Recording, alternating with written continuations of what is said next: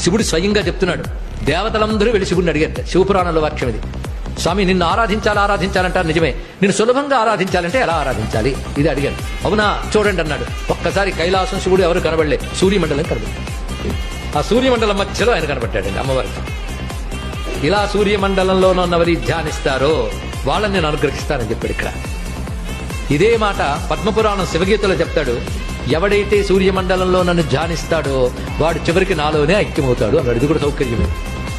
ఎంత బాగుంది. రోగాలు పోగొడతాడని ఈ శ్లోకంలో చెప్తున్నారు. కానీ రోగాలు పోగొట్టాలంటే సూర్యమండలంలో శివుడిని ఆరాధించండి. దానికి ఒక మంత్రం చెప్తున్నాను అన్నాడు.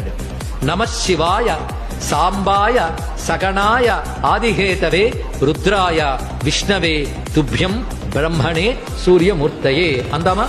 నమః శివాయ సాంబాయ